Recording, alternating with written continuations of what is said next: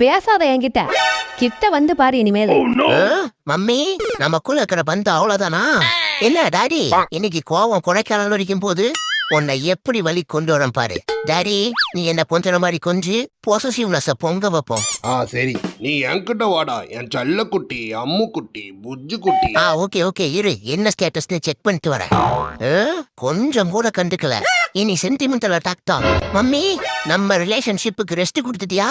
குட்டியில இருந்து உன் கையால தானே சாப்பிட்டுருக்க. இனிமேல் எப்படி நான் சாப்பிடாம இருப்பேன்? இலச்சி எறும்பா போயிடுவனே. சொல்லு மம்மி. போட்ட எஃபர்ட் எல்லாம் இழுச்சிட்டு போயிடுச்சியா? என்ன பண்ணுவேன்? சரி சரி என் செல்ல குட்டி. சும்மாரியா நான் சீரியஸாவே சோகமாயிட்டேன். என் புஜ்ஜு குட்டி. அட சும்மாரியாங்கிறன்ல. அங்க பாரு.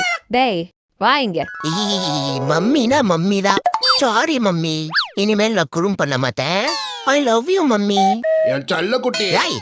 எங்கேயாவது